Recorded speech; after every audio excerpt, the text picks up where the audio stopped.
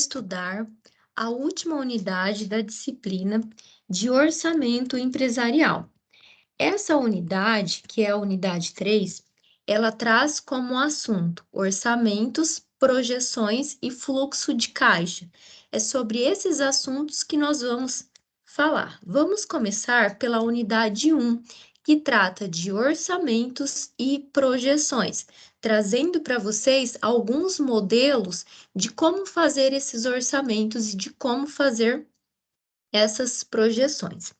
Então, essa unidade, ela vem mostrar a vocês como elaborar um orçamento. Ela vem mostrar etapas, passo a passo de como fazer esse orçamento. E algo muito riquíssimo, importante que essa unidade traz são modelos, exemplos desses orçamentos. Então, ao longo do estudo dessa unidade, nós vimos que existem orçamentos para vários setores, vários departamentos dentro de uma empresa. E nessa unidade vem apresentar o orçamento de cada setor. Mostra para vocês o orçamento de produção, um modelo do orçamento de vendas, modelo de orçamento de custos, de gastos gerais e também de gastos administrativos. Então, para a gente começar a elaborar o orçamento, existem algumas etapas na fase inicial que são importantes e elas não podem ser puladas. Quais são as 3 etapas que inicia com a elaboração do orçamento? As 3 etapas importantes na fase inicial do processo de elaboração orçamentária são previsão, reprojeção e controle. Previsão, né? O que seria essa previsão? A previsão é pensar antecipadamente o que pode acontecer no futuro. Lembra que nós estudávamos lá na unidade 2 sobre a criação de cenários econômicos? Pensar o que pode afetar a empresa no futuro, pensar qual contexto, a conjuntura que a empresa vai estar inserida. Então, é nesse momento de previsão que nós vamos pensar nisso. Ou melhor, é nesse momento, na etapa de previsão, que nós vamos calcular isso e nós vamos colocar no papel. Qual é o melhor momento para iniciar a previsão? O melhor momento para iniciar a previsão é 6 meses antes de começar o exercício social. Normalmente, o exercício social começa em janeiro e termina em dezembro. Normalmente, um exercício social tem 12 meses. Então, nós vamos iniciar daqui a alguns meses o próximo exercício social. Mas quando nós devemos começar a etapa de previsão? 6 meses antes de começar o próximo exercício social. E essa etapa de previsão, né, onde nós vamos pensar no que pode afetar a empresa, calcular isso, pensar na conjuntura, criar cenários, é um momento muito importante e precisa ser considerada e feita já nos primeiros momentos da elaboração do orçamento. Essa é a primeira etapa. E a segunda etapa? A segunda etapa, que compõe a elaboração do orçamento, é o que nós vamos chamar de reprojeção. O que seria essa reprojeção? A reprojeção é aquele momento em que a pessoa que elaborou o orçamento vai submeter ele a um setor responsável, né, a um superior, para analisar esse orçamento, para que essa pessoa possa fazer críticas, possa sugestionar, possa fazer observações e dar um retorno para melhorias naquele orçamento. Então, essa seria a fase de reprojeção. Submeter ao setor responsável para que esse setor faça análise, faça crítica e dê um feedback do que pode ser melhorado, né? Isso seria a reprojeção. Quando nós precisamos fazer a reprojeção, qual é o melhor momento de se fazer a reprojeção? O melhor momento de fazer a reprojeção é entre 1 a 2 meses antes de iniciar o exercício social, justamente para que os responsáveis possa reprogramar esse orçamento conforme as críticas e as sugestões dos setores que vão dar esse feedback. Então, previsão é pensar antecipadamente o que pode acontecer no futuro. Reprojeção, nós vamos encaminhar o orçamento ao setor responsável para que se faça análises críticas para melhoria desse orçamento. E controle. Todas as vezes que vocês escutarem a palavra controle, seja em prova de concurso, seja onde for, pensem sempre que controle é analisar, avaliar se aquilo que está sendo realizado está de acordo com o que foi planejado, ou seja, no caso do orçamento, aquilo que foi previsto. Então, na etapa do controle, nós vamos analisar se o que está sendo realizado, o que está sendo desenvolvido, está de acordo com os objetivos que nós elencamos no nosso planejamento. Então, essas são as 3 etapas. Nós vamos pegar o orçamento, nós vamos analisar esse orçamento e verificar se os objetivos dele estão sendo de fato alcançados. 3 etapas iniciais na elaboração do orçamento: previsão, reprojeção e controle. Dito essas fases iniciais na elaboração do orçamento, o livro começa a trabalhar o orçamento operacional. O que seria esse orçamento operacional? O orçamento operacional é aquele que vai envolver todos os outros orçamentos da empresa. Ou seja, nós sabemos que cada setor tem o seu orçamento. Nós temos o orçamento dos gastos administrativos, o orçamento de vendas, o orçamento de produção, que são orçamentos separados, distintos. Mas no orçamento operacional significa que nós vamos juntar esses orçamentos. Então, o orçamento operacional, ele engloba, ele envolve todos os outros orçamentos da empresa. E isso seria, então, o que nós chamamos de orçamento operacional. E o orçamento operacional, né? Nós sabemos que ele vai envolver todos os outros orçamentos da empresa, mas nós precisamos agora partir da ideia de que o orçamento operacional ele vai se iniciar com planejamento de vendas. Mais para frente nós vamos entender um pouco mais o porquê. Mas já adiantando a vocês, quando nós vamos fazer um planejamento de vendas, nós vamos pensar o quanto nós vamos lucrar, o quanto nós vamos vender. E é a partir dessa informação que nós vamos programar todas as outras operações da empresa.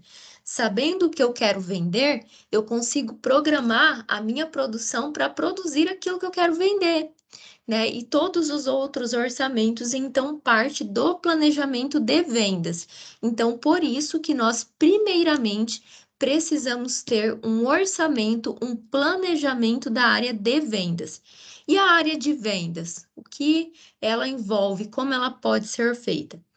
A previsão de vendas, ela pode ser feita prevendo o produto, o território, as formas de distribuição, o método de venda, o tipo de cliente, combinação de vendas, unidades e também vendedor. Então, o orçamento de vendas pode partir da previsão de todos esses itens. Produto. Então, qual produto eu vou vender? Que tipo de produto? Território. Onde eu vou vender? Canal de distribuição. Como eu vou distribuir as vendas? Método de venda.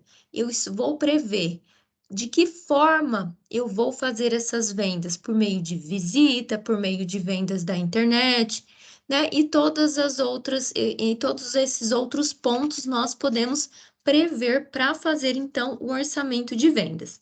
Pessoal, o que vocês precisam ter de informação aqui? Que o orçamento operacional, ele engloba todos os outros orçamentos, mas se inicia com o orçamento de vendas, porque ele é determinante para todos os outros orçamentos da empresa. podemos fazer a previsão de vendas a partir de todos esses elementos que o livro destaca a vocês. Então, nós fizemos o orçamento de vendas, já temos em mente o quanto nós queremos vender, o como nós vamos vender e vários outros elementos. A partir disso, depois disso, o que nós vamos fazer é o orçamento de fabricação. Por que o orçamento de fabricação? Por causa daquilo que eu estava falando para vocês. Eu vou planejar a minha fabricação sabendo quanto eu pretendo vender, porque a minha fabricação ela tem que estar de acordo com o quanto eu quero vender. Então, se eu quero vender X, eu vou precisar programar o meu maquinário, todo o processo produtivo para vender X, não menos do que isso e não mais do que isso. Então, por isso que primeiro o orçamento de vendas e depois o orçamento de fabricação. E no orçamento de fabricação, o que nós precisamos considerar? Primeiro, a disponibilidade de mão de obra necessária. Então, eu sei o quanto eu quero vender. Então, para eu produzir, eu vou precisar de mão de obra. Eu tenho mão de obra disponível? Eu vou precisar contratar mais? Ou eu posso só dar hora extra ou banco de horas. Então, nesse momento do processo de fabricação, um dos pontos a ser considerado é justamente a mão de obra necessária para produzir o quanto eu orcei lá nas vendas. Então, esse é o primeiro ponto. O segundo ponto, a capacidade de produção dos equipamentos. Aqui nesse ponto, eu vou pensar. Olha, eu orcei lá nas vendas que eu vou precisar de tantos produtos. Então, vou precisar fabricar esses produtos. Os meus equipamentos, a quantidade de horas que os meus equipamentos funcionam, é suficiente para produzir tudo aquilo que eu previ nas vendas? Então, é um outro ponto a se pensar. Vou precisar comprar mais maquinários? Ou eu vou precisar melhorar esses equipamentos que eu tenho? Então, vamos pensar na mão de obra, vamos pensar na capacidade dos equipamentos, vamos pensar também na política de estoque e na capacidade de armazenamento. Então, vamos supor que eu tenho mão de obra. Vamos supor que os meus equipamentos têm a capacidade de produzir tudo aquilo que eu planejei nas minhas vendas. Agora eu preciso pensar se o meu armazenamento, se o meu estoque, ele tem a capacidade para guardar tudo aquilo que eu estava prevendo de vendas. O meu estoque, ele tem toda essa capacidade de armazenamento que eu previ lá nas vendas? Então, é algo para se pensar também. Será que eu vou precisar fazer uma melhoria no meu estoque, fazer uma reforma no meu estoque para ampliar ele, ou apenas colocar mais prateleira, né? Qual é a capacidade de armazenamento do meu estoque? E o que eu vou precisar fazer nele para melhorar, né, para aumentar a sua capacidade produtiva, caso for necessário, capacidade de armazenamento. Um outro tópico para se pensar, para se considerar aqui no orçamento de fabricação, é o prazo de entrega aos clientes. Os meus clientes, eles vão desejar esse produto de uma forma rápida, então eu vou precisar ter mais mão de obra ainda, mais equipamentos com capacidade, mais armazenamento, ou o meu cliente ele vai precisar desse produto depois de muito tempo, né? Então, e aí eu vou sempre melhorando a minha fabricação de acordo com isso. Vou ter que produzir muito, vou ter que produzir pouco, vou ter que produzir rápido, tenho capacidade de armazenamento, os meus equipamentos são suficientes, a mão de obra é suficiente. Então, tudo isso nós vamos pensar aqui no processo de fabricação, no orçamento de fabricação. E quando nós falamos de orçamento de fabricação, nós também precisamos pensar nas estimativas de materiais, nas estimativas de mão de obra e nas despesas operacionais. Estimativa de mão de obra, estimativa de materiais, de despesa, o cálculo em si foi algo que nós já trabalhamos lá na disciplina de gestão de custo, mas o livro ele não especifica esse cálculo, eu só estou falando para a gente fazer essa associação. Vamos pensar na estimativa de materiais. Então, eu sei o quanto eu quero vender e já analisei todos aqueles pontos que nós já acabamos de conversar. Então, agora nós precisamos pensar o quanto de material nós vamos precisar para produzir aquilo, o custo dessa matéria-prima, né? Então, a gente precisa ter em mente e planejar tudo isso. Vou ter recurso disponível para comprar todas essas matérias-primas? Se sim, ok. Se não, como eu vou conseguir recursos para ter toda essa matéria-prima? Então, nós vamos pensar, né, nessas estimativas de materiais. Mão de obra. Mão de obra é aquilo que nós estávamos falando. Será que nós vamos precisar contratar mais? Será que o que nós temos de mão de obra hoje é suficiente para produzir aquilo que eu estou prevendo para vender? Nós vamos precisar pensar nisso. E aí nós vamos pensar, né? Quantas horas esse funcionário ele trabalha, né? E a remuneração dele para calcular o custo de mão de obra. Se eu verificar que eu preciso de mais pessoas trabalhando, então nós vamos pensar na quantidade de pessoal que nós vamos precisar contratar. Despesas operacionais, algo que também nós precisamos pensar no orçamento de vendas. O que seriam essas despesas operacionais? São gastos com o setor administrativo, com o setor de vendas, financeiro. Então, nós vamos pensar em tudo isso, né? Estimativa de materiais, de mão de obra e também de despesas operacionais.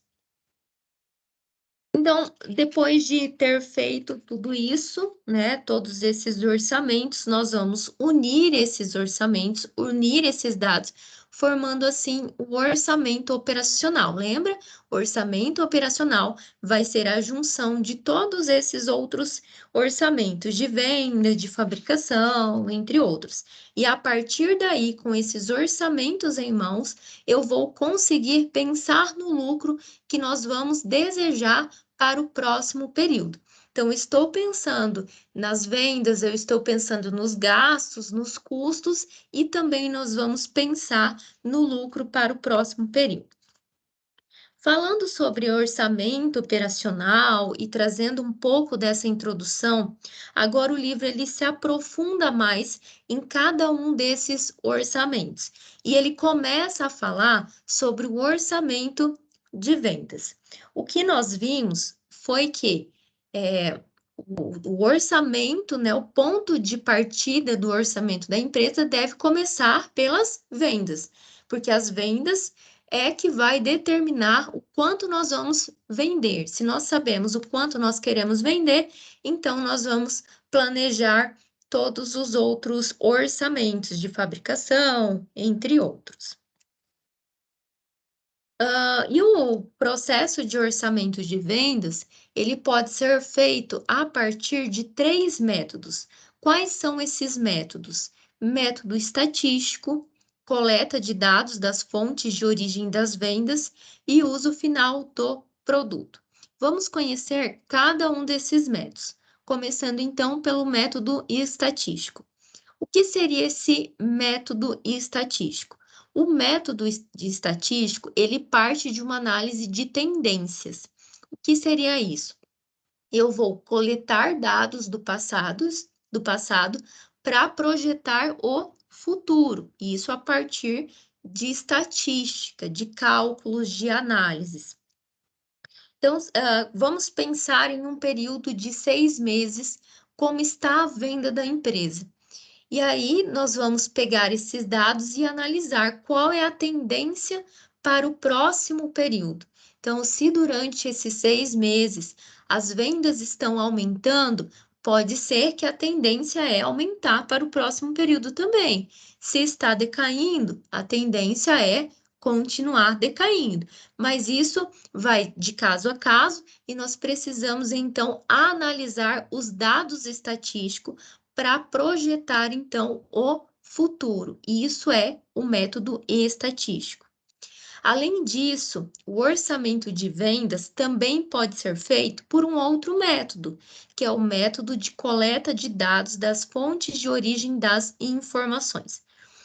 Esse tipo de método, ele serve mais para aquelas empresas que trabalham com vários pontos de distribuição. Então, essas empresas, elas vão coletar informações desses centros de vendas. Então, vamos supor que eu tenho aqui uma empresa, mas eu tenho várias outras lojas no sul. Então, eu vou coletar diretamente informações desse centro de vendas para fazer as minhas análises. No entanto, o livro, ele diz que nós precisamos tomar cuidado com esse método, já que ele parte de diversas informações, de diversas fontes, e isso pode conduzir a erros. Por quê? Às vezes, um centro de venda, ele trabalha de forma diferente do outro centro de vendas, o que pode me trazer resultados finais frágeis, que de fato não atende à demanda. Então, o ideal seria unificar todas essas análises, mas alguns centros de vendas trabalham diferente de outros. Então, o livro fala para tomar cuidado com esse tipo de método que coleta informações de vários pontos. Método estatístico, ele vai coletar dados históricos para projetar o futuro, imaginar um comportamento futuro de vendas. A coleta de dados das fontes de origem das vendas, ele vai pegar informações de vários outros pontos de vendas para projetar o futuro. E o uso final do produto é um outro método para se fazer o processo orçamentário de vendas. O que seria esse uso final do produto? Nesse uso final do produto, a empresa ela vai conhecer como seus clientes utilizam esses produtos. Porque quando ela sabe como ele utiliza esses produtos, o quanto ele vende, vamos pensar que é uma indústria que vende para centros de vendas. Nós vamos precisar entender como esses pontos de vendas vendem os seus produtos, né? A gente vai procurar conhecer isso. Porque se a empresa ela sabe como está os pontos de venda, se a indústria ela tem o conhecimento de que os pontos de vendas estão vendendo muito, estão vendendo pouco, ela já consegue projetar então para o próximo período, sabendo como está o consumo pelos seus clientes. Vamos pensar também em uma loja, não necessariamente uma indústria. Ela sabe que os seus clientes consomem muito aquele produto e vai querer comprar, comprar e comprar mais. Então, ela vai projetar as suas vendas para mais, ela vai projetar a sua produção para mais. Agora, se ela sabe que esse produto ele vai diminuir o seu consumo, os clientes não se estão interessando mais, então ela vai diminuir o seu processo orçamentário de vendas. Então, esses são os 3 métodos mais importantes que o livro apresenta para se fazer o processo orçamentário de vendas. E aí, o livro trabalha algo bem específico, que são empresas que trabalham com produtos que têm demanda, né? Tem pessoas querendo comprar, porém, a produção ela é limitada. Como assim? Tem alguns produtos que a indústria ela não consegue encontrar facilmente para produzir, né? Então tem matérias-primas que é difícil a empresa adquirir para produzir um produto. Então pode ter demanda, porém a produção ela é limitada por diversos fatores. Vamos pensar em produtos naturais, que como minério. né? Às vezes é difícil encontrar o minério, é difícil extrair o minério, né? Pode ser algo raro, né? Porém, pode ter demanda, mas a produção ela se limita pelo fato de que não consegue facilmente adquirir minério, né? Depende da terra, depende do lugar, depende do clima, né? Então, isso vai impactar o orçamento de vendas. O que o livro trabalha é que hoje as empresas já têm ferramentas que pode melhorar isso, né? Ou ainda se voltar para análise mais aprofundadas desse tipo de produto. Quais são os pontos importantes para ser considerado nesse orçamento de vendas? Então, quando nós estamos fazendo o orçamento de vendas, nós precisamos pensar na previsão de vendas em quantidades para cada produto, previsão dos preços para os produtos e seus mercados, identificação dos impostos sobre as vendas, orçamento de vendas em moeda corrente do país. Vamos refletir sobre cada um desses pontos importantes. Primeiramente, previsão de vendas em quantidade para cada produto. O que o livro trabalha é que cada produto precisa ter o seu orçamento, precisa ter a sua previsão, o seu planejamento. Então, se a empresa trabalha com 4 tipos de produto, o ideal é que ela tenha um orçamento para cada produto, um planejamento para cada produto. Por quê? Se ela mistura tudo, talvez isso não seja eficiente lá no processo de produção. Então, ali no orçamento de vendas, que é o que determina o orçamento de produção, precisa ser separado as previsões por cada produto. Um outro ponto importante para se considerar: previsão dos preços para os produtos e seus mercados. O que significa isso? Que os produtos, o orçamento dos produtos, essa previsão precisa levar em consideração o perfil do consumidor, né? Então, o que nós sabemos é que conhecer o nosso consumidor, conhecer a característica dos nossos clientes é determinante para as vendas do nosso produto. O que o livro traz de exemplo é o seguinte: imagine um restaurante que serve comidas que tenham um valor muito elevado em comparação com o fator econômico daqueles que habitam próximo àquele restaurante.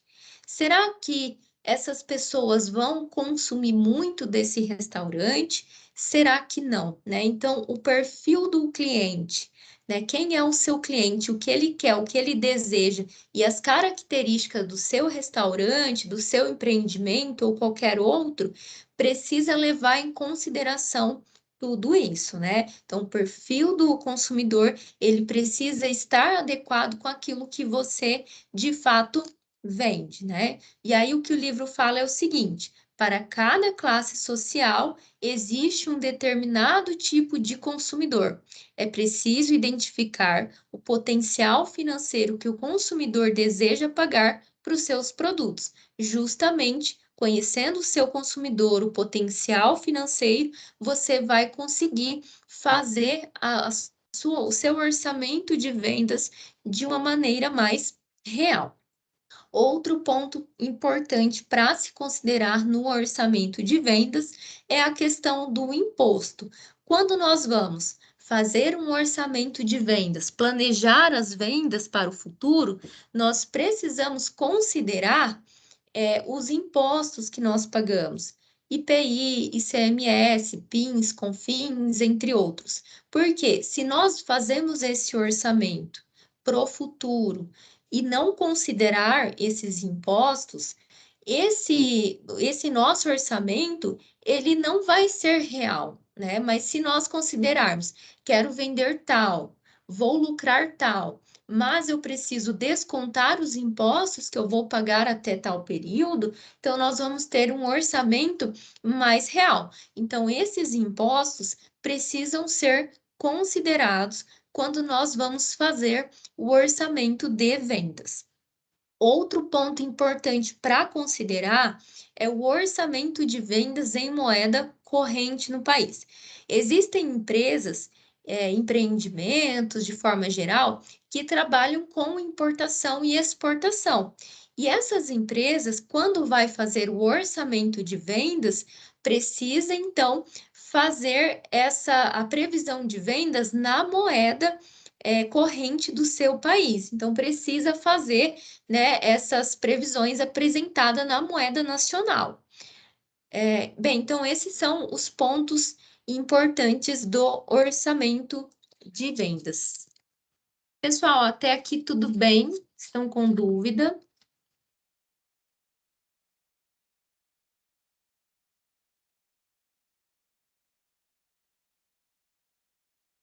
Vou continuando então. Qualquer coisa, qualquer dúvida, só perguntar.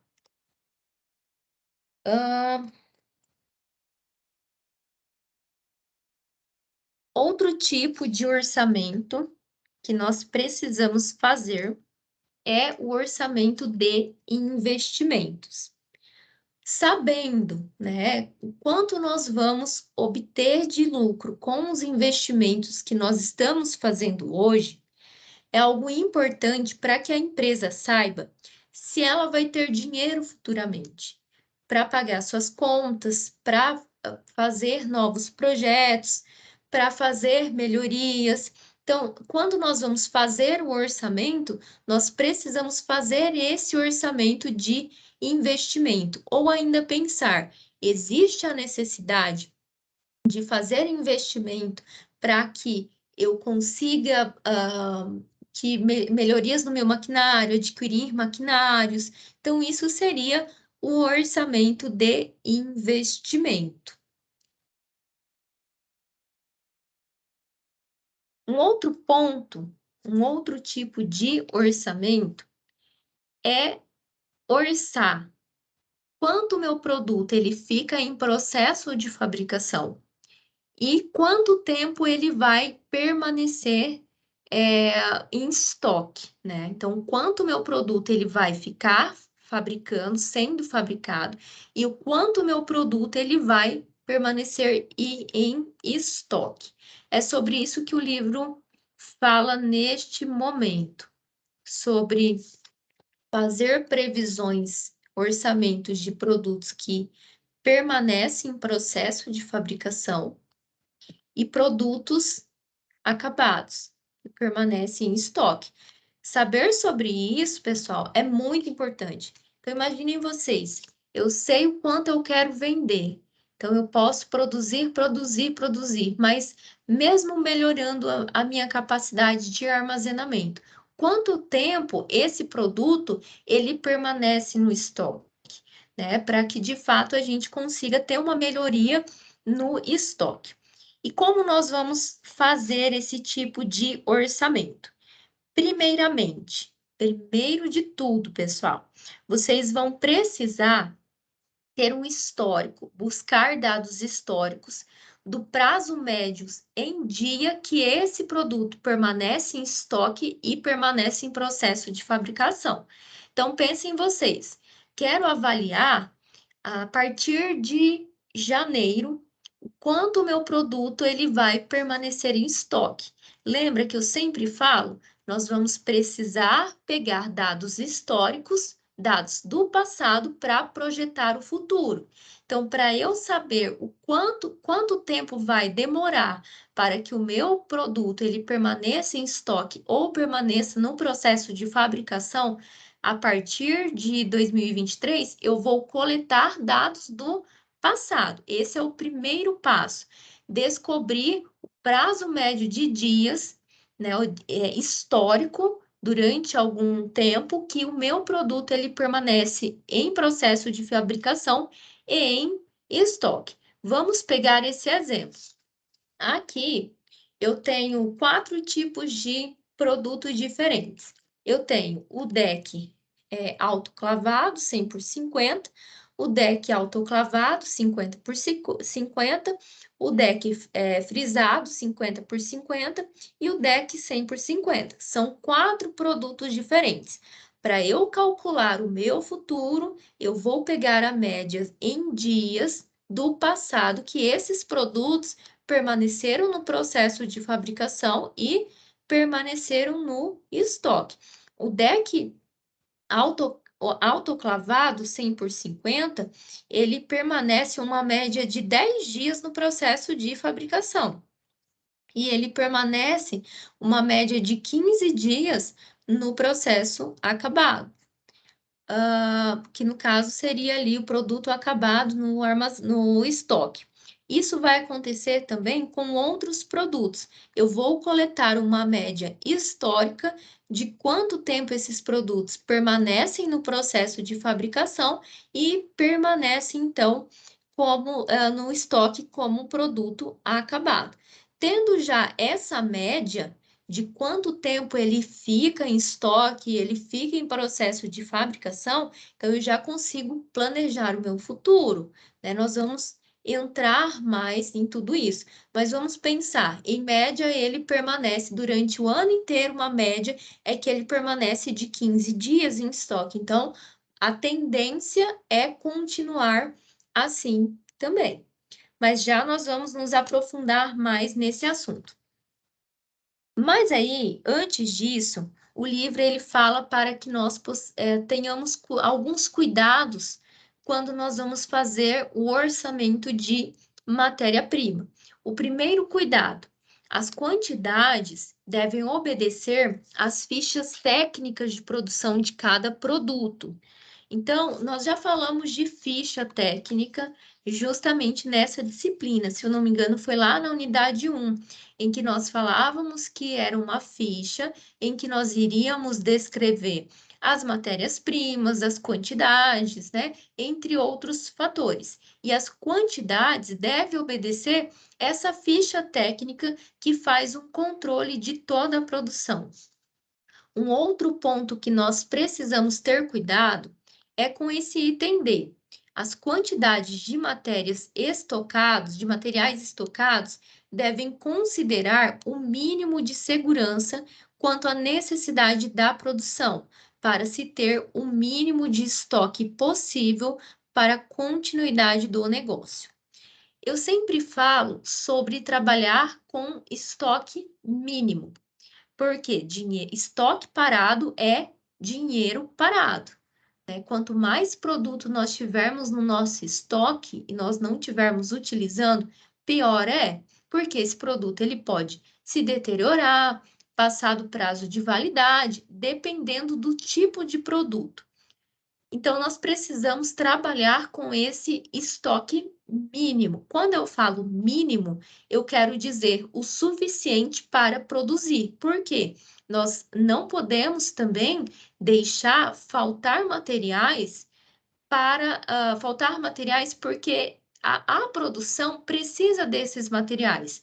E se eu não tenho materiais, se eu trabalho com estoque mínimo do mínimo do mínimo, e a produção precisa desse material e não tem, então vai ser um problema. Por quê? A produção vai parar, vai ter trabalhadores parados, né, enquanto poderia estar rodando, né, e fazendo dinheiro para a empresa. Então, nós precisamos sempre pensar, trabalhar com estoque mínimo, mas também o suficiente para que a empresa não pare a sua produção. Esse é um outro ponto para se pensar e para ter cuidado. Um outro cuidado que nós devemos ter: os materiais utilizados no processo produtivo para atendimento do plano de produção devem ser planejados previamente. Isso significa que nós vamos precisar pensar antecipadamente nos produtos que nós vamos precisar utilizar no nosso processo de produção. Imagine, se nós não temos um planejamento, se nós não fazemos essa compra antecipada, esse planejamento antecipado e deixar para comprar só quando precisar. é um outro problema também.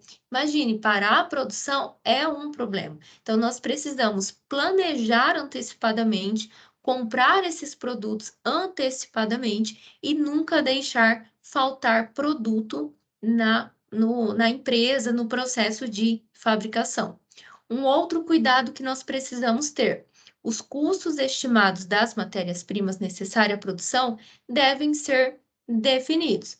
A mesma situação, nós precisamos pensar antecipadamente nos custos, definir esses custos antecipadamente.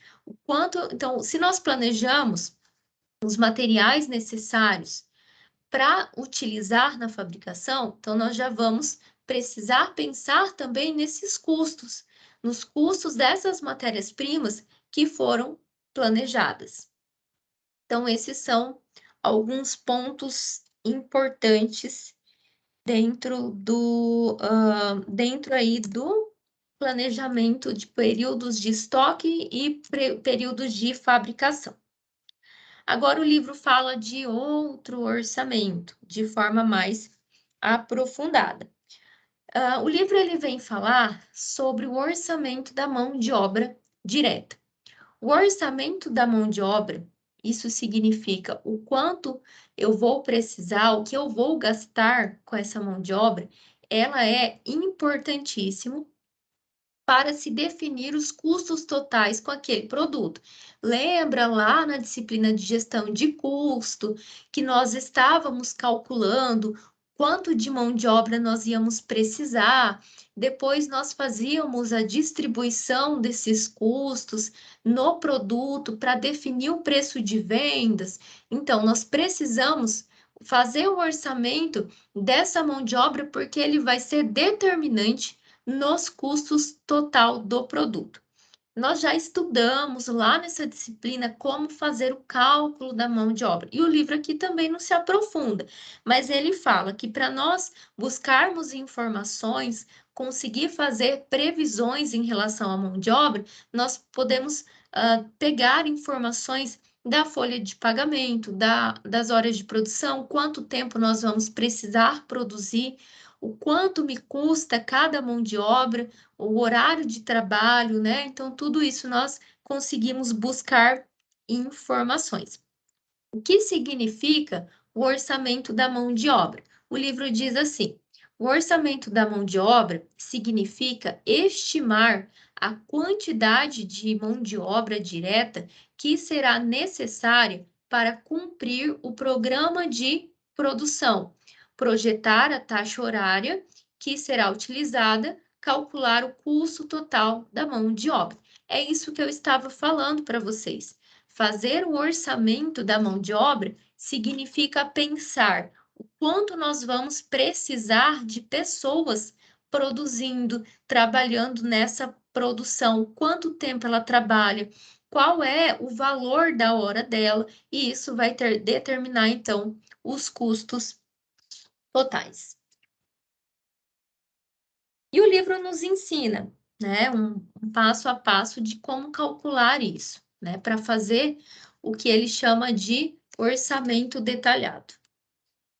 Então, para fazer um orçamento detalhado, nós vamos precisar, primeiramente, mensurar a quantidade necessária de mão de obra direta.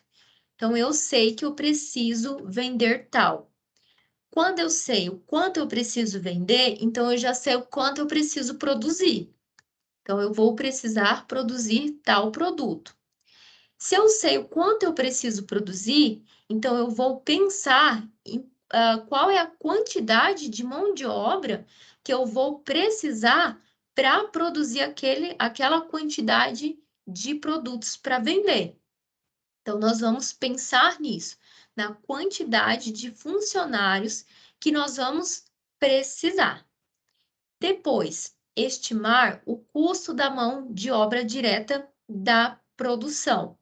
Aqui nós vamos verificar qual é o valor da hora desse funcionário. E aí nós vamos conseguir estimar qual vai ser o custo com essa mão de obra. Depois, apresentar subsídios ao departamento de pessoal. Então, imaginem vocês, vamos voltando nesse passo a passo. Primeiramente, eu vou pensar em quantos funcionários eu preciso para produzir aquela quantidade. Depois, eu vou pensar quanto me custa a hora de cada funcionário. E aí eu vou verificar, tenho mão de obra insuficiente, vou precisar contratar mais pessoas. Então, eu vou precisar compartilhar essa informação com o departamento de pessoal, para que eles possam contratar, para que eles possam fazer o procedimento de recrutamento, de seleção, de treinamento, de manutenção, todos aqueles 6 processos básicos de recursos humanos. Ou ainda, né, vou precisar capacitar esse pessoal, porque é um produto novo que vai começar a produção novamente. Então, eu vou precisar compartilhar essa informação com o departamento de pessoal para que eles possam planejar essa capacitação, ok? Então, primeiramente, levantar a quantidade necessária de funcionários. Depois, estimar quanto me custa cada funcionário. Depois, compartilhar essas informações com o departamento de pessoal, para que eles possam fazer o recrutamento, seleção, treinamento, manutenção, entre outros. Depois, nós vamos propiciar ao orçamento de caixa informações a respeito do desembolso necessário para o pagamento de mão de obra direta. Então, fiz lá todo o procedimento. Além de compartilhar informação com o departamento de pessoal, para que eles possam planejar o processo de recrutamento, seleção, entre outros, eu também preciso compartilhar informações com o setor do caixa. Porque o setor de caixa, aquele que faz o controle das entradas e saídas de caixa, vai precisar muitas vezes tirar dinheiro para pagar a mão de obra. Então, por isso que o setor de caixa, que faz o controle de caixa, precisa estar ciente do quanto eu estimei no custo da mão de obra. E o último ponto, fornecer ao controle administrativo dados por centro de custo e custo padrão da mão de obra direta. Então, eu preciso compartilhar informação com o departamento de pessoal, preciso compartilhar informação com o caixa, quem faz o controle de caixa, e também preciso compartilhar informação com o setor administrativo, justamente para que o setor administrativo possa fazer aquilo que é da sua atribuição: planejar, controlar, dirigir, entre outros, né? Então, todos esses passos, pessoal, precisam ser pensados no orçamento de mão de obra. Pessoal, só um minutinho, por favor.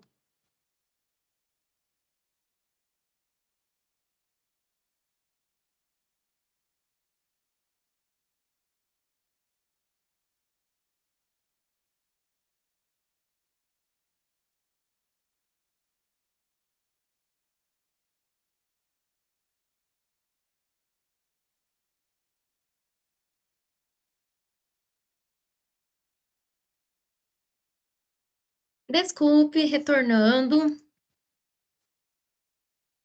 Então, esses são um passo a passo para se fazer o orçamento de mão de obra direta. E aí, o livro volta em um outro ponto que nós estávamos conversando anteriormente. Eu disse assim: depois ele vai detalhar mais, vai se aprofundar no assunto, que é o orçamento de produtos que permanecem em processo e o produto que permanece em estoque, os produtos acabados em estoque, que nós precisamos ter em mente esse cálculo justamente para programar a minha produção. Como nós vamos fazer a apuração desses produtos que permanecem em fabricação e que permanecem no estoque durante o próximo período? Então, eu falava assim para vocês, que sempre eu digo que nós precisamos coletar dados do passado para projetar o futuro. Para que nós possamos projetar o futuro, o próximo período, então nós já coletamos os dados do passado. Nessa tabela aqui, nós já identificamos que, por meio dos dados, né, por meio dos dados do passado, que esse produto, deck autoclavado 100 por 50, ele permanece durante 10 dias em produção e 15 dias em armazenamento, né? Então, esses são os dados históricos. Agora, nós vamos projetar o futuro. Como nós vamos projetar o futuro? Então, percebam, primeiro passo é que cada produto tem a sua apuração. Lembra que eu falava a vocês que cada produto precisa ter o seu orçamento? Então, por isso que nessa tabela é separado produto por produto. Eu tenho aqui um orçamento, uma apuração para o deck autoclavado 100 por 50, aqui uma apuração para o deck autoclavado 50 por 50, aqui uma apuração do deck frisado 50 por 50 e aqui do deck 100 por 50. Então, nós separamos cada produto. E aí, eu vou pegar a quantidade de vendas estimadas para o primeiro período, vou dividir pela quantidade de dias, no caso, é 180 dias. Se nós formos ler aqui, ele pede uma estimativa de produtos em processos e produtos acabados em um período de 180 dias. Então, por isso que aqui é 180 dias. Eu pego a quantidade de vendas, divido pela quantidade de dias que a questão está fornecendo, e o resultado eu vou multiplicar por 10. Por que por 10? Porque aqui nós identificamos que o deck autoclavado 100 por 50, a média dele, a média que ele permanece em processo é 10. Então, por isso que para estimar o próximo período, nós vamos pegar e multiplicar por 10, o que vai me dar um resultado de 266 de unidades para o próximo período que vai permanecer em processo. Aí, eu preciso fazer também uma estimativa de quantos produtos permanecerão no meu estoque, produtos acabados. Então, o que eu vou fazer? Eu vou pegar o valor das minhas vendas estimadas para o próximo período, vou dividir por 180 e o resultado disso eu vou multiplicar por 15, o que vai me dar, então, uma resposta, uma apuração para produtos acabados no próximo período. Por que 15? Porque os dados históricos me mostram que esse produto, ele permanece uma média de 15 dias no estoque. E esse mesmo processo, nós vamos fazer com cada um dos outros produtos.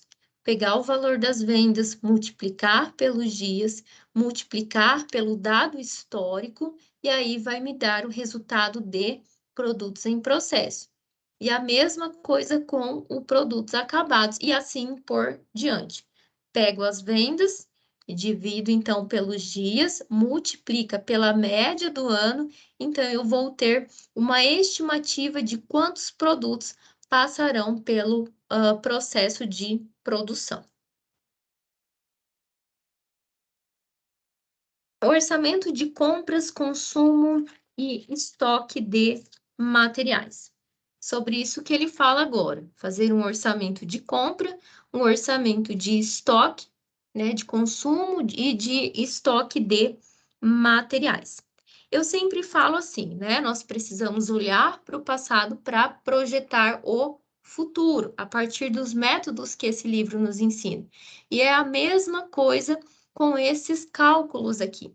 Nesse momento, ele ensina como identificar o período de estocagem da matéria-prima e materiais auxiliares para um produto específico.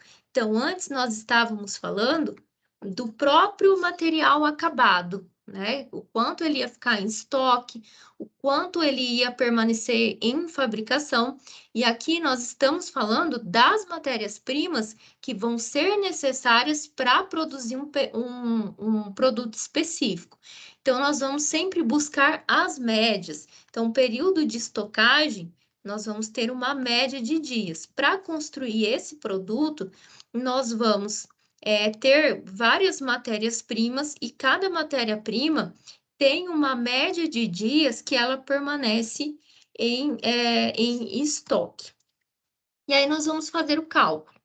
Nós sabemos, então, nós já temos essa média, né, de quanto tempo ele permanece, né, essas matérias-primas permanecem, e também o consumo delas. Agora, nós vamos calcular para o próximo período.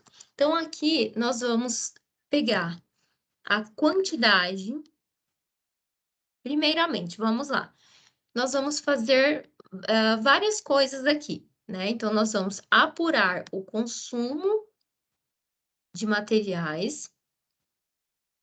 Nós vamos apurar a necessidade de compra para a fabricação, né? Necessidade de compras e de consumo. Então, o que nós vamos fazer?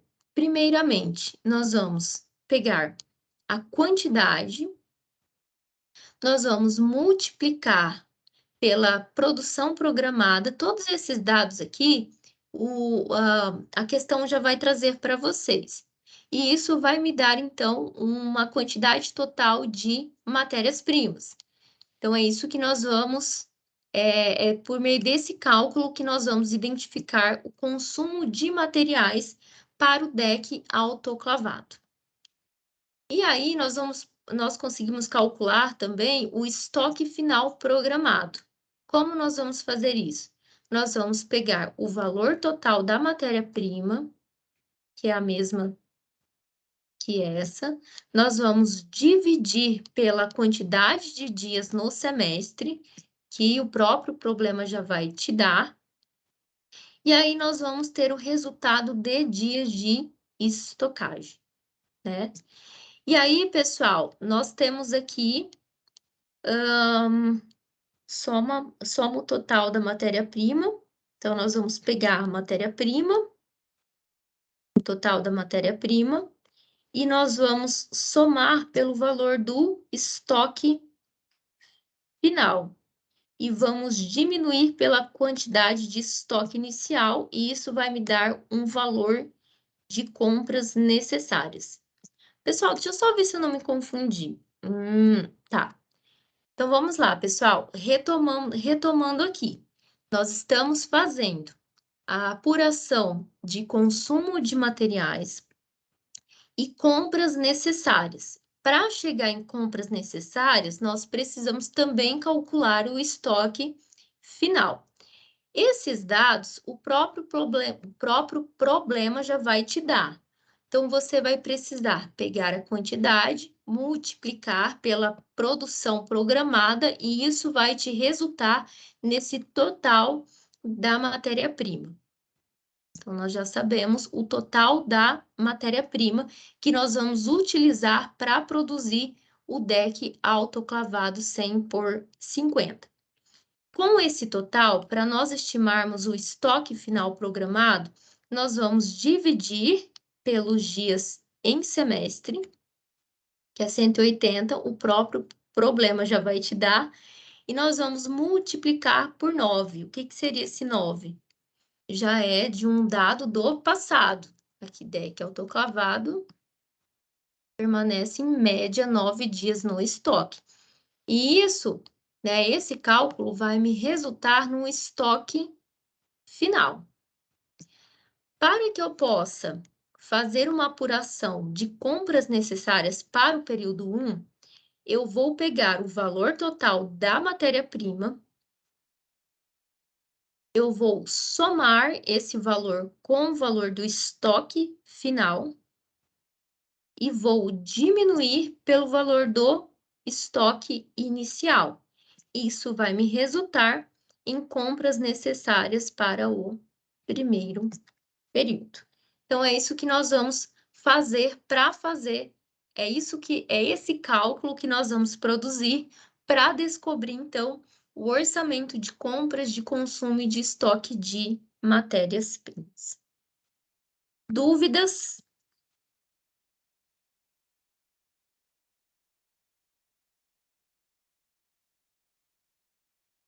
Podemos seguir, então? Vamos seguindo, pessoal.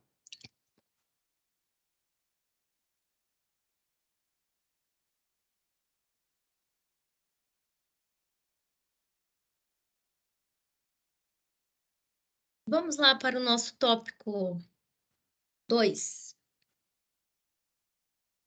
O tópico 2 fala de projeções orçamentárias. Propriamente, ele tem como foco a questão da inflação, dos efeitos inflacionários. Lembra que lá no início nós falávamos que é necessário fazer a apuração futura das nossas vendas, dos custos, dos lucros e também a inflação, ela precisa ser considerada. Por quê? Se nós não consideramos inflação, e aí nós vamos, então, não considerar um desconto daquilo que nós vamos ter, né? Ou seja, algo que pode faltar, então, e trazer equívocos para o nosso cálculo do futuro. Então, nesse tópico, existe uma ênfase nessa questão da inflação, mostrando como identificar tudo isso nas demonstrações contábeis, no balanço patrimonial, na DRE, no fluxo de caixa. Mas fluxo de caixa, o livro trabalha com mais profundidade ainda lá no tópico 3. Mas vamos falar de inflação. Quando nós falamos de inflação, que normalmente nos vem, né? Então, quando se fala em inflação, penso que vocês já pensam nisso. Quando nós falamos de inflação, o que significa? É o aumento generalizado do valor dos preços. Isso é inflação, aumento generalizado do valor dos preços. Existem dois tipos de inflação. Nós temos a inflação da demanda e a inflação de custos. Na inflação da demanda, ela acontece quando nós temos muitas pessoas querendo comprar, porém pouco produto a ser vendido.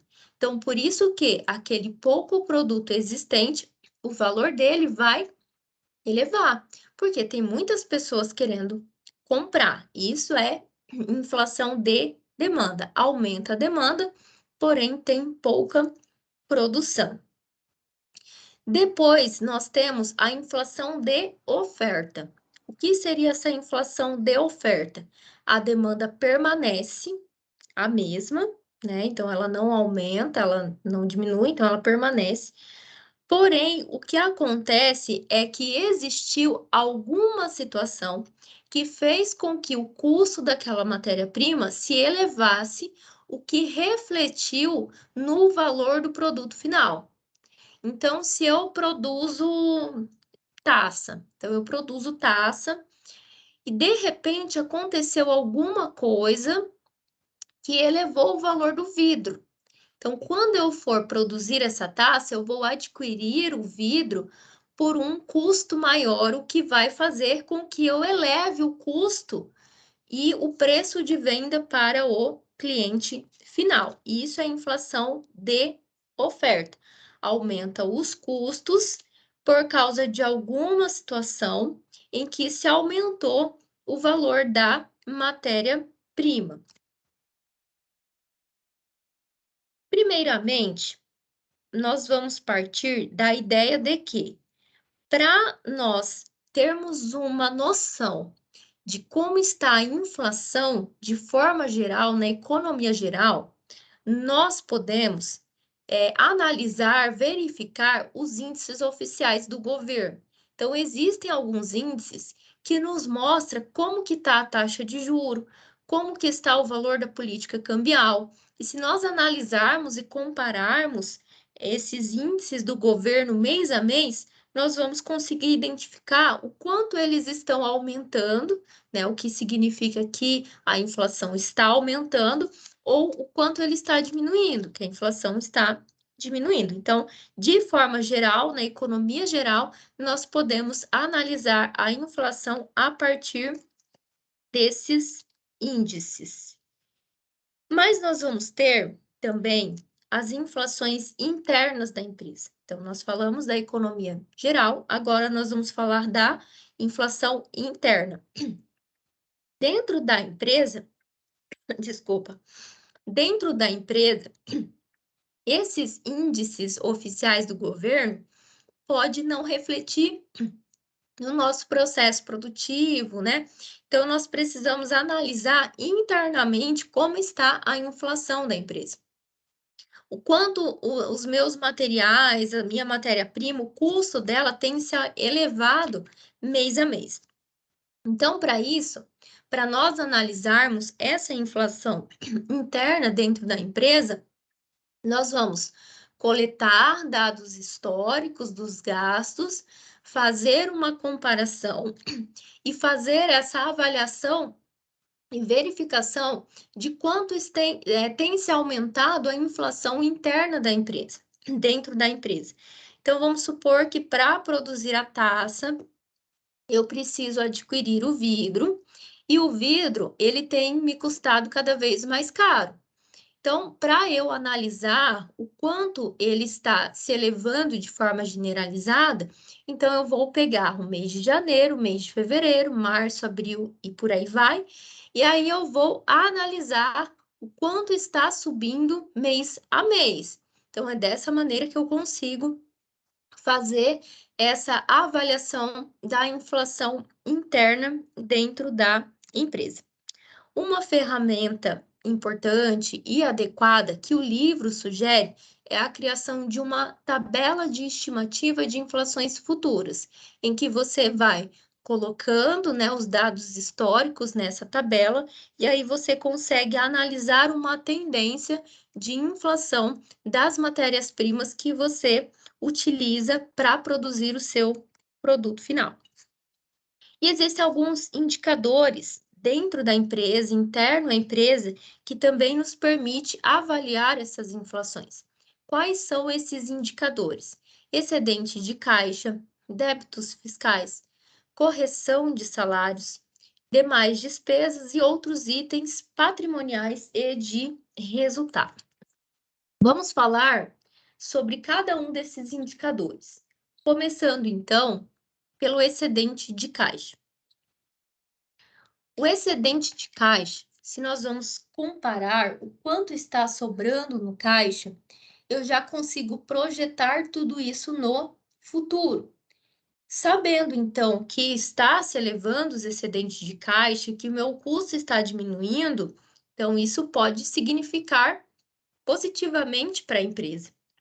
Agora, se os custos eles estão aumentando e eu não consigo ter excedente de caixa, isso é algo negativo para a empresa. Então, um dos importantes indicadores que nos mostra a inflação é verificar esses excedentes de caixa. Algo também que o livro destaca é que esses excedentes de caixa, sobras de caixa, eles serão sempre aplicados em algum ativo, bancos ou aquisição de imóveis, né? E aí nós precisamos verificar quanto está a inflação nesses setores também que nós vamos aplicar esses excedentes de caixa. Então, esse é um indicador importante. Um outro indicador importante é o atraso dos débitos fiscais. Se nós vamos pagar IPTU, IPVA, entre outros débitos fiscais em atraso, isso vai me gerar lucros, me gerar perdas. Então, também é um índice importante para se verificar como está a inflação, o valor dos juros que nós estamos pagando nesses débitos fiscais em atraso, fazer planejamento para que nós não atrasamos esses débitos fiscais. Um outro indicador importante é a correção de salários. A maneira com que os salários eles vão se elevando ao longo dos anos é algo importante para se pensar. Por quê? Porque ele vai impactar os custos dos nossos produtos, essa variação dos salários, né? Então, é um indicador importante também. Outras despesas que nós podemos ter também e outros itens patrimoniais e de resultados. Então, basicamente, é isso que o livro ele quer dizer com esses indicadores que podem nos mostrar, dar algum indício de como estará a inflação no futuro. Com essas informações, nós conseguimos, então, fazer um demonstrativo de custos de despesas projetadas, né? Então, nós vamos colocar essas informações nas demonstrações. Lembra que nós estudamos balanço patrimonial, DRE, né, fluxo de caixa. Então, nós conseguimos fazer essas demonstrações de forma projetada, ou seja, fazer essas demonstrações pensando no futuro, mas nós vamos chegar lá. Antes disso, o livro fala que nós precisamos, então, para colocar tudo isso nas demonstrações, nós precisamos analisar os dados históricos dessas operações na empresa. Nós vamos precisar, aquilo que o livro tem falado sempre, identificar como esses dados vêm se desenhando na história, no passado, para a gente estimar o futuro. E nessas demonstrações é onde nós vamos colocar, incluir os orçamentos de várias contas da empresa. Então, o livro começa a especificar sobre esses orçamentos. Primeiramente, ele vem falar de orçamentos de despesas operacionais. O que são esses orçamentos de despesas operacionais? Orçamento, nós sabemos que é projetar o futuro, né? Pensar nos acontecimentos do futuro, né? Pensando nos gastos, nos custos, entre outros elementos. Isso é o orçamento. E despesas operacionais? Despesas operacionais são gastos com produção. Então, é aquilo que você vai gastar para produzir o seu produto, entra como despesas operacionais. Exemplos de despesas operacionais: matéria-prima, aluguel, supervisão de produção, manutenção geral da fábrica, entre outros gastos que vão ser necessários para produzir o seu produto. Isso é, então, despesas operacionais. E o livro faz uma ênfase, então, na questão da matéria-prima. Estamos falando de despesas operacionais, que são aqueles gastos que nós temos com produção, e a matéria-prima é um exemplo de despesa operacional, é um gasto que nós temos com a produção. Como que nós vamos calcular os custos dessas matérias-primas? Então, nós vamos pegar o valor da compra líquida de matéria-prima, nós vamos diminuir pelos impostos, e aí nós vamos ter o resultado dela de compra bruta. Então, nós já temos aqui uma estimativa para o primeiro período e também uma estimativa para o segundo período, ok? Então, nós vamos, né, orçamento de despesas operacionais, gastos. No caso da matéria-prima, nós podemos, então, analisar esses gastos históricos, né, com as compras, com os impostos, para conseguir, então, projetar uma tendência para o futuro. Uma outra despesa, um outro orçamento que pode ser apresentado nas demonstrações contábeis é o orçamento das despesas administrativas. O que seria essa despesa administrativa? Então, vamos pensar de forma geral da empresa. O que eu tenho de gasto com o setor administrativo?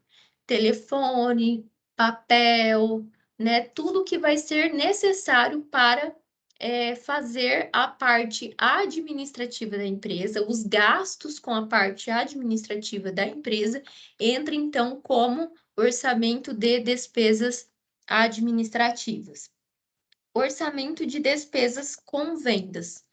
Então, despesas com vendas são todos aqueles gastos que nós vamos ter para vender o produto, para distribuir esse produto. Exemplo de despesas com vendas: despesas com marketing, despesas administrativas, despesas com frete. Aí você pode estar pensando assim, professora, mas nós acabamos de falar de despesas administrativas, mas o telefone, o papel, ele entra aqui como orçamento de despesas administrativas ou entra no orçamento de despesas com vendas? Então, nós precisamos pensar, é uma parte administrativa com o setor de vendas, então entra no orçamento de despesas com vendas.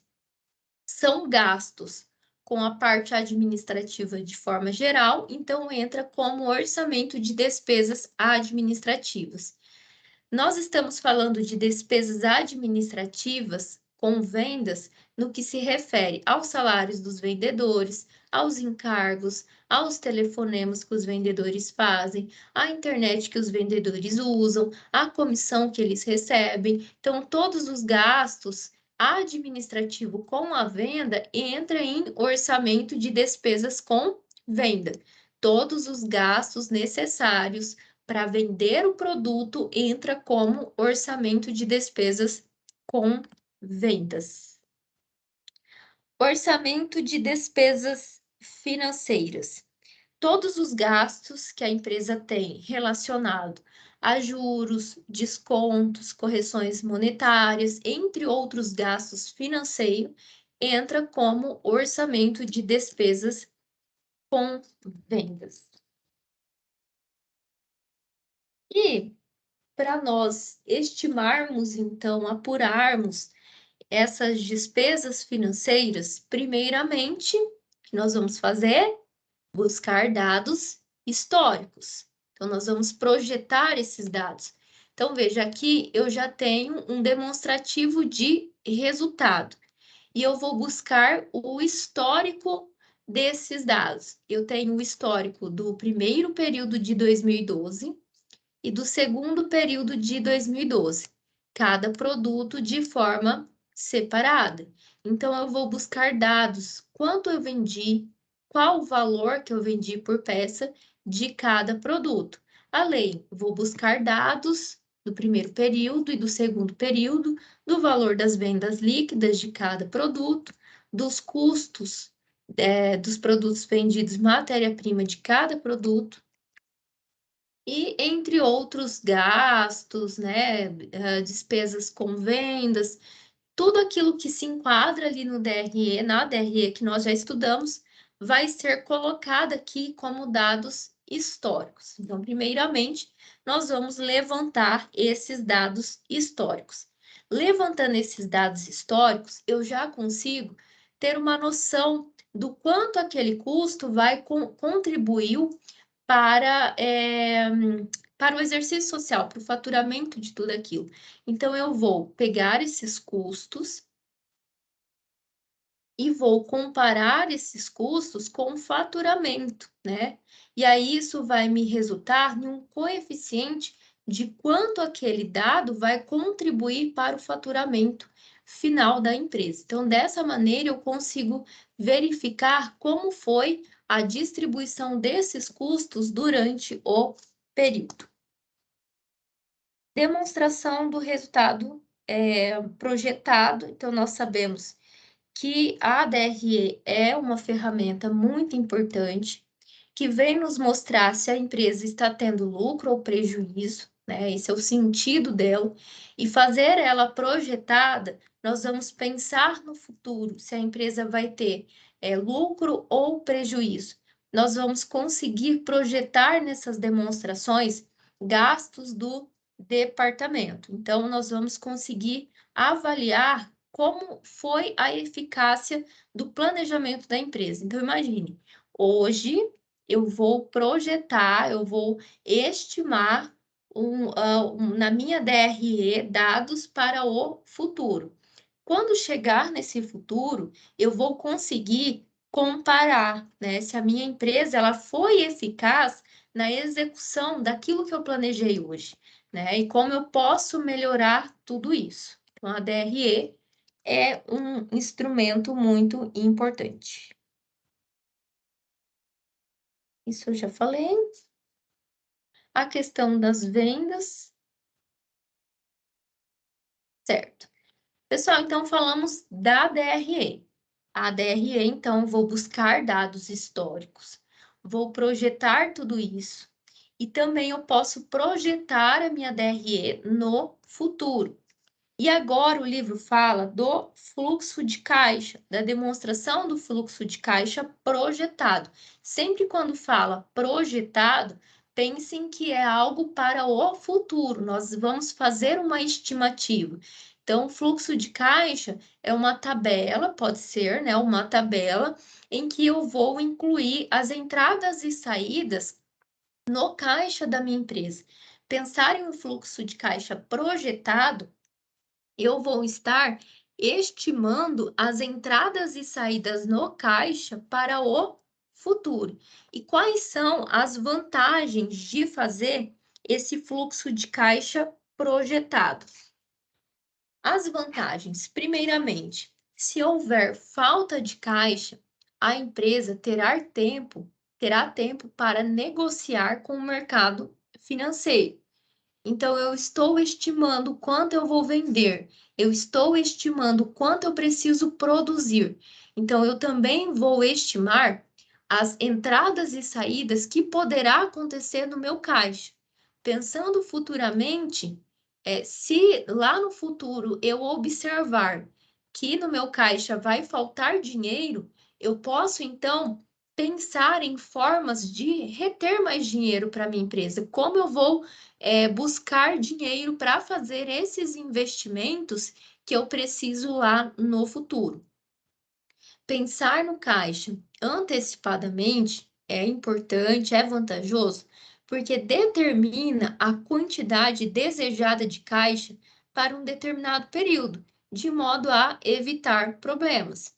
Então, pensar antecipadamente, pensar no futuro, né, lá, vamos supor que eu estou planejando hoje o ano de 2024, um exemplo.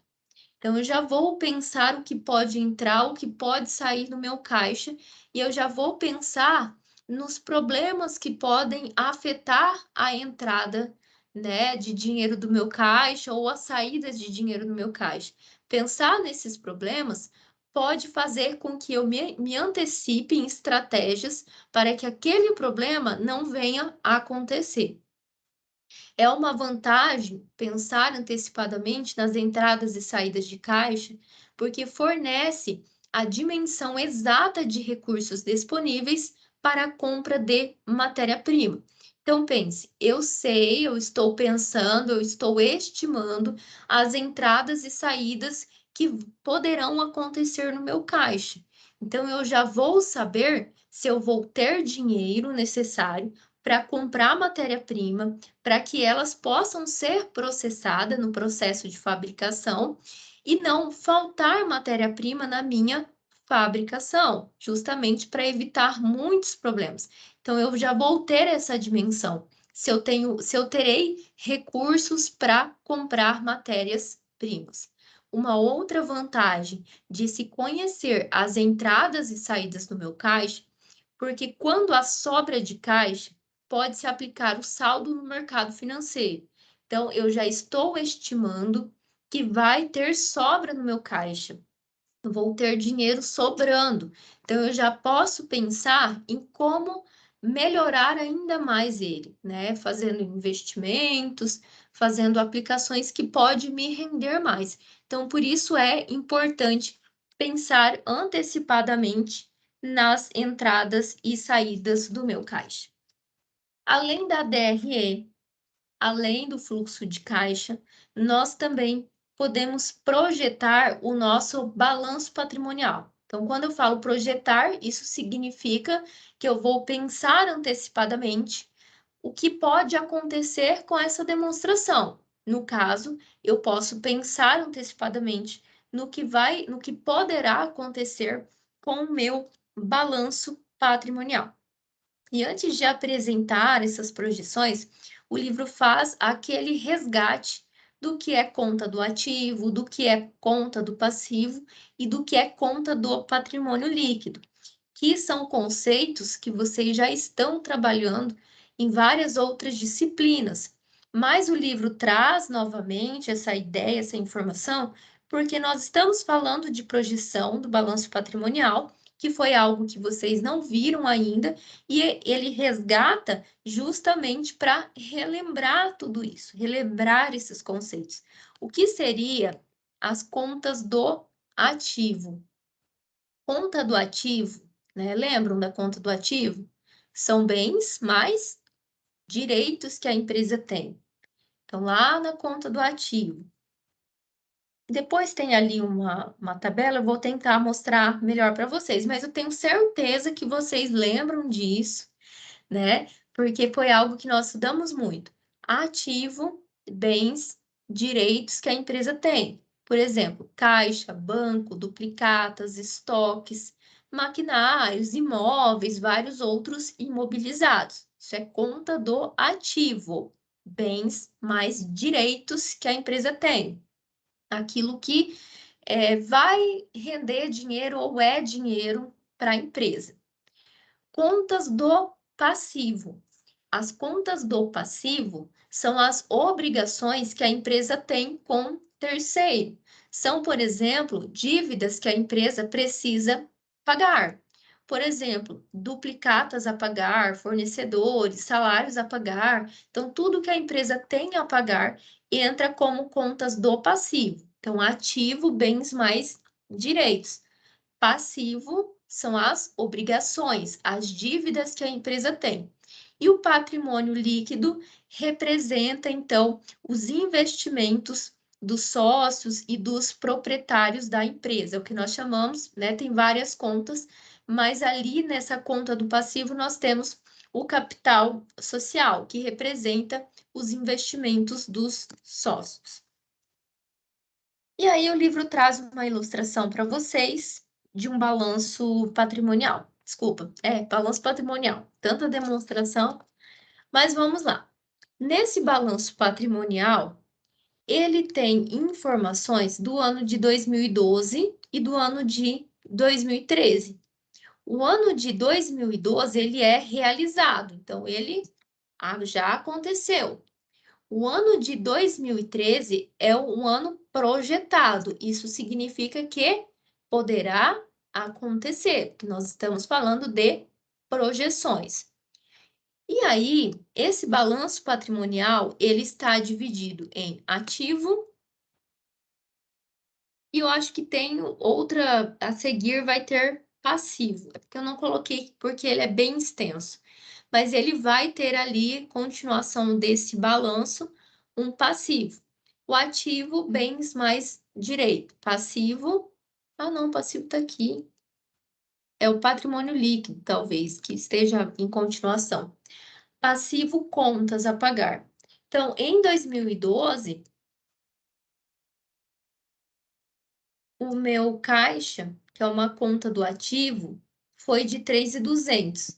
Para 2013, está se estimando que o valor que eu vou ter em caixa em banco é de 12.318,36 centavos. E assim eu vou fazer com cada conta. Vou pegar o valor que aconteceu e vou então também fazer uma projeção, uma estimativa. Isso vai acontecer com todas as contas, inclusive do passivo e também do patrimônio líquido. Mas o livro traz apenas uma ilustração para que vocês imaginem o que é projetar um balanço patrimonial. A partir disso, nós conseguimos fazer análise das variações. Então, imagine, eu tenho ali 2012 e eu projetei 2013. Quando chegar lá em 2013, no final, eu vou conseguir avaliar o quanto variou o que eu estava projetando com o que de fato aconteceu. Então, vamos supor que aqui eu projetei um caixa e banco de 12 mil, mas lá no final nem chegou perto de 12 mil. eu consegui apenas R$ 5.000. Então, qual foi o valor da variação? Eu vou fazer comparações daquilo que eu projetei com aquilo que de fato aconteceu. Então, vamos supor que aqui no passivo eu estimei que eu iria reduzir o valor, né, dos meus fornecedores para R$ 10.000. Mas, pelo contrário, aumentou esse valor que eu projetei. Então, eu vou avaliar e analisar o quanto variou aquilo que eu estava planejando com aquilo que de fato aconteceu. E o livro fala o seguinte, que analisar essas variações, essas projeções, pode causar uma frustração para quem trabalha com essas projeções. Justamente porque quando nós falamos de projeções, nós estamos falando de estimativas. Então, é algo que precisa se aproximar do real, mas ele tem mais a ver com que aquilo que a gente quer alcançar e que, na realidade, às vezes isso pode não acontecer.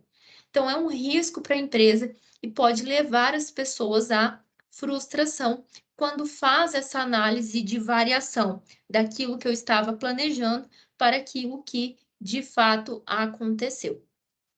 Depois que eu faço essas projeções, né, que eu começo a imaginar o que pode acontecer no futuro, quando as coisas estão acontecendo, eu posso fazer o controle. Já falei para vocês o que é controle, o livro já falou e o livro volta a falar novamente. O controle é quando eu vou verificar se as coisas estão acontecendo de acordo com o que eu planejei, se os objetivos no meu planejamento eles estão sendo alcançados. E aí eu vou fazer correções para melhorar isso, para tentar adaptar a realidade mais próxima daquilo que eu estava planejando. Ou se vocês verificarem que precisa mudar o planejamento, a mesma coisa, o planejamento ele precisa ser flexível para se adaptar à realidade. Mas a etapa de controle é isso, avaliar se as coisas que eu planejei estão de fato acontecendo, se os objetivos que eu planejei estão de fato acontecendo. Ah, tópico 3, vou conseguir terminar essa unidade, que bom. Dúvidas, pessoal? Oi, Jorge, boa noite. Boa noite, Dúvidas? Fran. Tudo bem, Jorge? Tudo jóia. Que bom que você está aqui. Obrigado. Dúvidas, pessoal?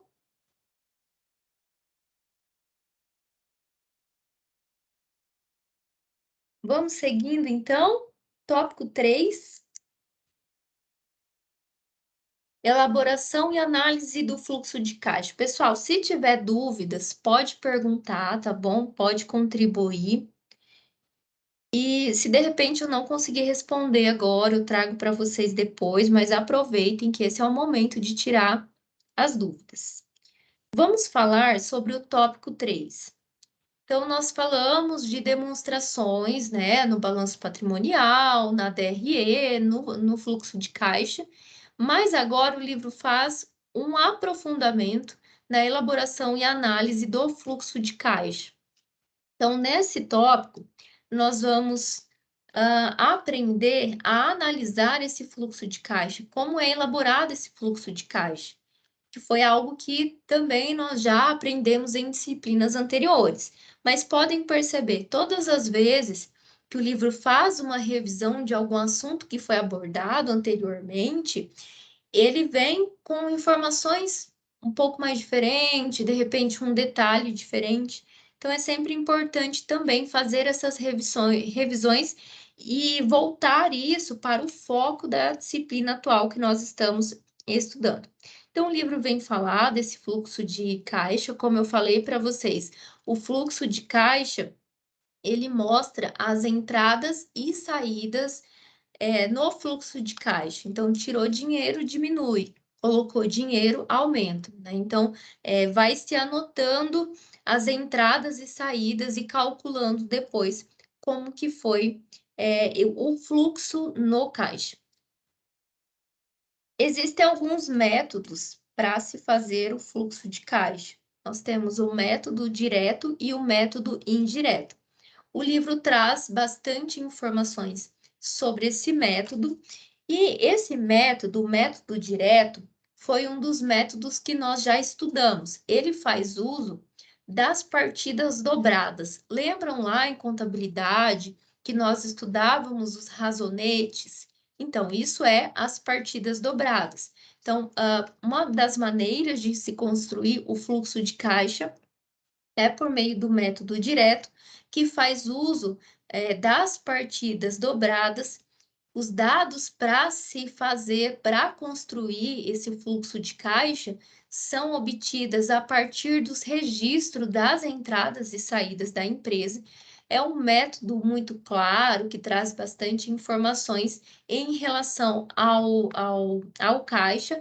Então, por isso que ele facilita fazer avaliações de como está a solvência da empresa, fazer avaliações dessas entradas e saídas, tá?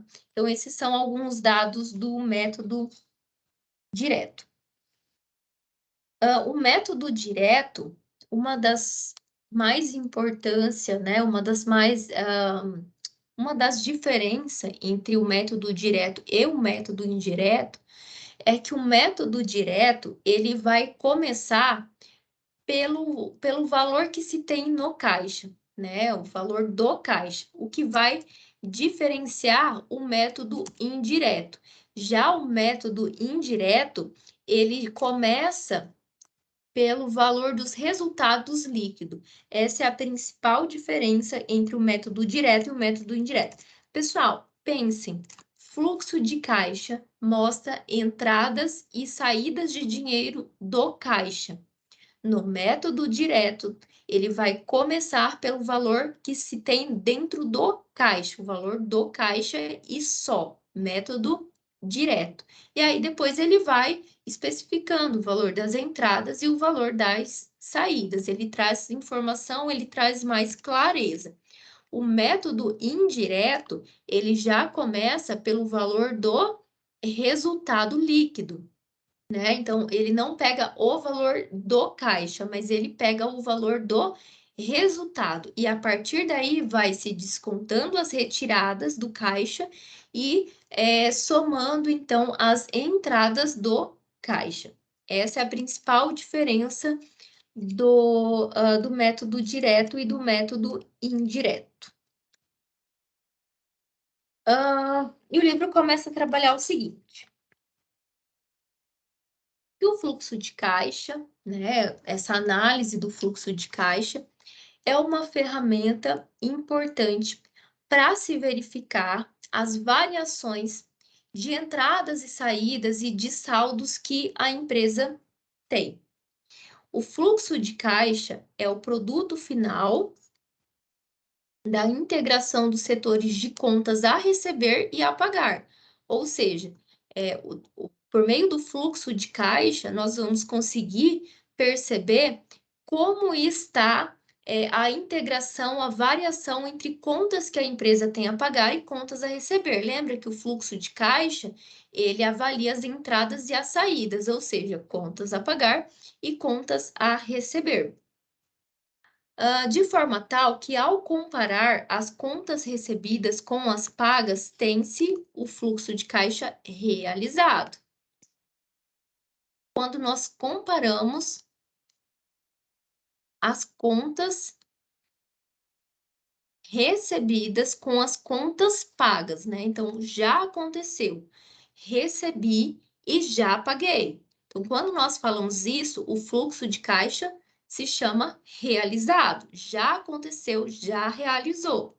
Agora, quando nós vamos fazer a comparação das contas a receber com as contas a pagar, né, que nós ainda vamos receber, que nós ainda vamos pagar, nós vamos falar então de um fluxo de caixa projetado. Então, se nós estamos, né, só para a gente fechar a ideia, se nós estamos comparando contas que eu recebi, contas que eu já paguei, então nós falamos de fluxo de caixa realizado, ele realizou. Se nós compararmos contas a receber e contas a pagar, então nós estamos falando de um fluxo de caixa projetado. Eu ainda vou pagar, eu ainda vou receber. Então, por isso nós estamos falando de fluxo de caixa projetado, ou seja, para o futuro. O fluxo de caixa, ele é um retrato sobre a situação da empresa.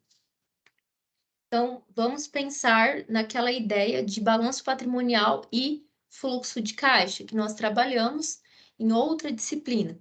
O balanço patrimonial é uma fotografia da empresa estático. O fluxo de caixa, ele não para, ele continua, né? E ele é um retrato de como está a situação da empresa. Conforme for entrando dinheiro ou for saindo dinheiro, ele pode ser atualizado, é importante que ele seja atualizado, e ele pode tanto retratar um acontecimento do passado, as entradas e saídas que já aconteceram, ou ainda entradas e saídas projetadas, ou seja, nós podemos pensar no futuro, né? O que pode acontecer, o que pode entrar e o que pode sair do meu caixa. Quando nós pensamos nos fluxos de caixa, no que já aconteceu e o que pode acontecer, principalmente o que pode acontecer, nós já podemos pensar em estratégias para não faltar dinheiro no caixa, né? E ainda para se ter recursos para se fazer, então, mais investimentos. Dito isso, o fluxo de caixa, o livro volta a falar no balanço patrimonial. Nós já falamos um pouco de patrimonial, voltando novamente na ideia onde o livro se aprofunda e mostra mais as projeções, começa então a se falar que ele também é um registro dos ativos e dos passivos da empresa.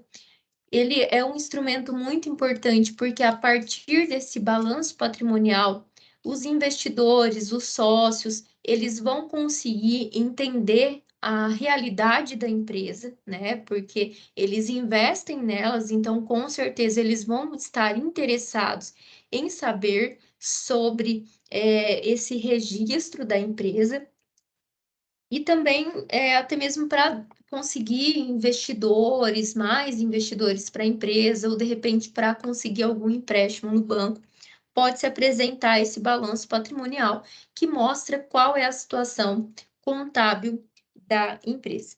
E aí o livro volta a falar novamente sobre ativo, passivo, sobre patrimônio líquido, que é o que nós estávamos já falando, que eu já fiz essa revisão do que é ativo, do que é passivo e do que é patrimônio líquido. A partir de agora, o livro mostra com mais profundidade as movimentações que pode acontecer no ativo, no passivo e no patrimônio líquido. Vamos pensar nas contas do ativo. Então, antes eu apresentei uma tabela para vocês de realizados e projetado. Agora o livro já mostra conta por conta. Como eu falei anteriormente para vocês, o livro traz muitos detalhes, passo a passo. Então, é muito importante também estudar com o livro, verificar todas essas explicações do livro, porque ele faz esse movimento de explicar detalhadamente cada situação, cada movimento. Então, achei um livro muito rico. Mas vamos pensar, então, em algumas contas, tá? Eu não coloquei aqui todas as contas. Mas vamos pensar na conta do ativo. O que é ativo? Bens mais direitos. Então, entra aqui caixa, entra aplicações gerais, entra duplicatas a receber, entra estoque. O que é ativo circulante? Ativo circulante é aquilo que eu consigo transformar em dinheiro ou ainda é dinheiro em um período de até um ano. Consigo transformar aquilo, consigo descontar aquela duplicata em menos de um ano, então ele é um ativo circulante, o que é diferente de um ativo não circulante. O ativo não circulante, que eu penso que nós vamos falar daqui a pouco, é aquele que nós não conseguimos transformar em dinheiro em um período de até um ano, mas mais de um ano. Mas veja bem, aqui eu tenho o período, né, de 2013 e 2012. Minha caneta, o ano de 2013 e 2012. O ano de 2012, ele já aconteceu, então ele é realizado. O ano de 2013, ele é o quê? Projetado. Então, foi algo que se estimou. Então, veja a movimentação. No ano que aconteceu, eu tinha menos dinheiro do que no ano que foi projetado. Isso é algo bom para a empresa, porque isso significa que ela vai estar aumentando os recursos que estão em caixa e está em banco. Isso vai acontecer com todas as outras contas. Nós vamos avaliar o que foi realizado e o que foi projetado e se aumentou ou diminuiu. Se aumentar os ativos, sempre é muito positivo, porque o ativo representa bens e direitos. Ativo não circulante, aquilo que eu estava falando para vocês, é bens mais direitos que a empresa tem que eu não consigo transformar em dinheiro por um período menor do que 12 meses. E nós vamos fazer a mesma comparação. 2012 ele realizou e 2013 foi projetado. Sempre eu falo, buscar dados do passado para projetar o futuro. Então, aqui é o passado e aqui é o futuro da empresa. E a mesma situação, eu vou comparar aquilo que foi realizado com aquilo que foi projetado. Ativo, se aumenta, é algo positivo, se diminui, é algo negativo.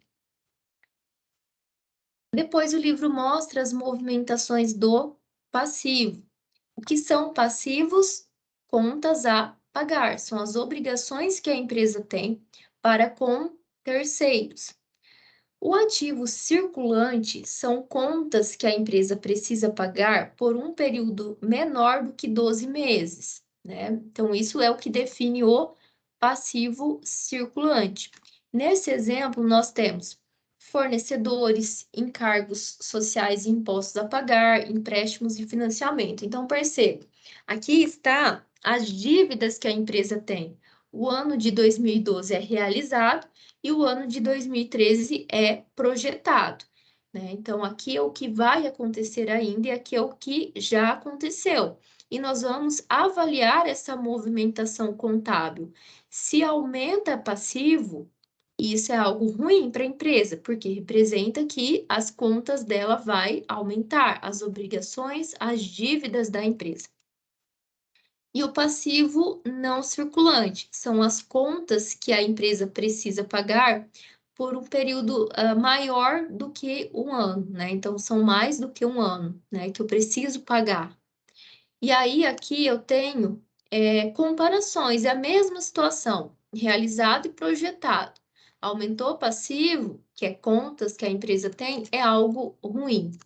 Patrimônio líquido representa os investimentos que o sócio tem, né? Os investimentos que os sócios fizeram na empresa. São as obrigações que a empresa tem para com seus sócios. 2012 é realizado, 2013 é projetado. Vou analisar a movimentação contábil. Se aumenta o capital social, é algo positivo para a empresa, a não ser que seja prejuízos acumulados. Pessoal, quanto às movimentações, basicamente é isso. Vocês têm alguma dúvida?